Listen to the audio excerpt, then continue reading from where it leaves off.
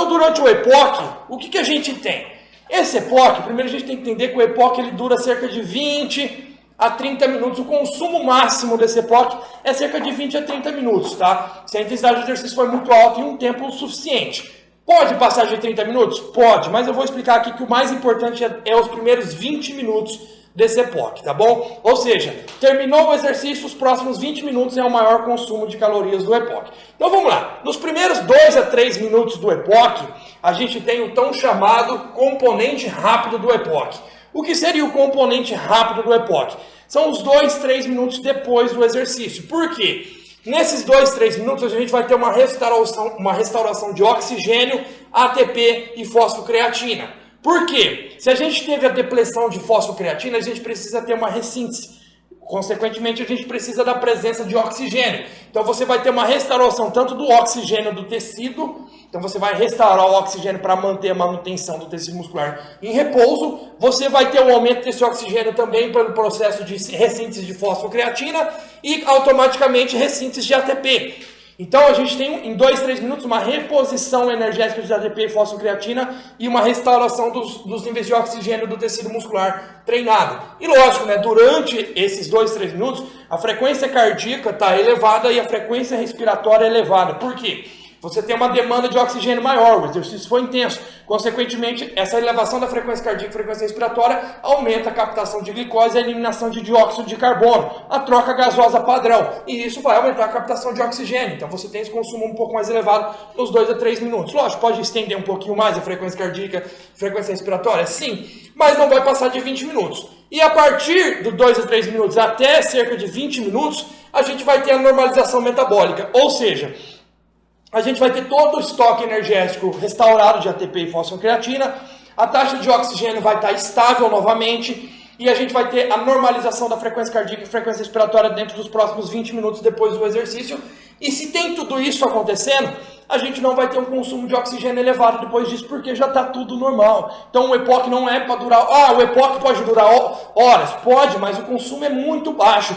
E quanto a esse consumo? O impacto do EPOC, o consumo médio do EPOC é menos de 100 calorias. Ou seja, o EPOC reflete num gasto calórico de no máximo 100 calorias ali no teu gasto energético total. Eu gasto 500 calorias no treino. O EPOC vai te fazer gastar mais, no máximo 100 calorias a mais. Se o treino foi bem intenso com tempo suficiente, tá?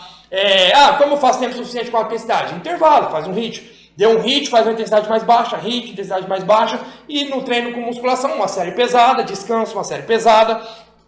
Enfim, você tem um EPOC na musculação, mas ele não vai passar de 100 calorias, o total dele não passa de 100 calorias. Ou seja, a contribuição do consumo de oxigênio do EPOC não é significativo ao ponto de gerar mais emagrecimento ou menos. São 100 calorias que facilmente é quebrado com um bombonzinho ali. Mas são 100 calorias gastas ali pelo EPOC, tá bom? E aqui eu trouxe um gráfico para a gente entender isso aqui, tá? Aqui embaixo a gente tem o tempo em minutos, ou seja, 2 minutos, 4 minutos, 6, 8, 10, 12, 14, 16, 18, 20, 22 minutos aqui nesse gráfico.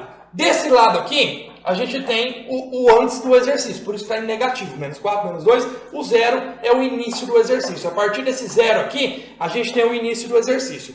Desse lado aqui, a gente tem o consumo de oxigênio em litros por minuto, tá bom? Então, consumo de oxigênio 0,5, 1,5, 2, 2,5, 3, 3,5, 4, 4,5, 5. Ou seja, a gente tem um consumo de oxigênio em litros por minuto. Ou seja, o VO2 em litros por minuto, definido por litros por minuto. Quanto é um VO2 de repouso? Eu aqui parado. Meu consumo de repouso, o seu consumo de repouso é cerca de 250 ml por minuto de oxigênio, tá bom? Ou seja, 0,25 litros por minuto, tá bom? Ou seja, tá aqui embaixo, aqui é o nosso consumo em repouso. Durante o exercício, a gente tem um aumento desse consumo de oxigênio. Automaticamente, o nosso VO2 vai subir. E o quanto isso pode subir em um exercício de alta intensidade?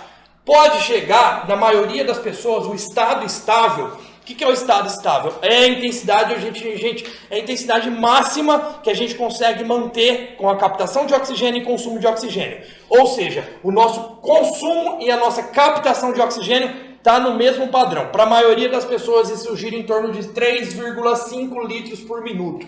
Acima disso, a gente já não consegue captar oxigênio suficiente para manter a intensidade do exercício. Aqui eu trouxe um exemplo de um exercício de alta intensidade.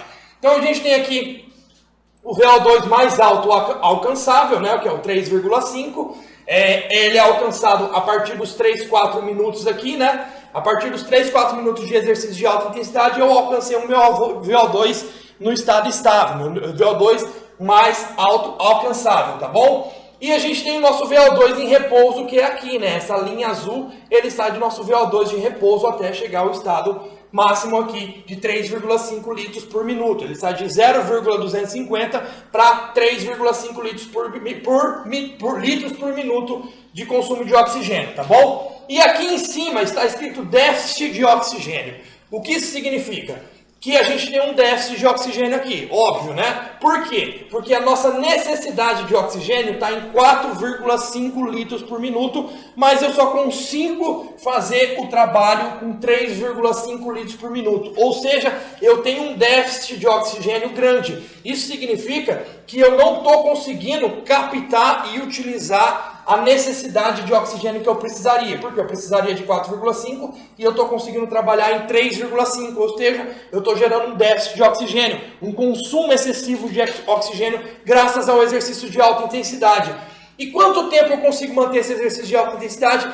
Provavelmente no máximo em cerca de 6 minutos, como foi esse caso. Ou seja, eu estava em repouso e entrei em exercício. Minha necessidade de oxigênio foi aqui para cima e rapidamente meu consumo de oxigênio foi aumentando até chegar no estado estável. Por que o meu consumo de oxigênio não foi imediatamente para cima? Porque leva um tempo do trabalho de fosforilização oxidativa. A gente tem um caminho metabólico que vai aumentando conforme a gente vai entrando no trabalho. Então a gente não sai daqui para aqui em poucos segundos. Pode ver que levou cerca de 3 minutos para ele alcançar o estado estável. Obviamente, um indivíduo treinado numa resistência aeróbica, uma capacidade aeróbica treinado, quem faz aeróbica em alta intensidade e tem um trabalho constante, um trabalho frequente de aeróbico, ele tem essa velocidade de atingir o estado estável mais rapidamente. Ou seja, um indivíduo treinado, ao invés de levar 2, 3 minutos para chegar no estado estável, ele chegaria nisso em menos de 2 minutos, em 1 minuto, rapidamente ele alcançaria.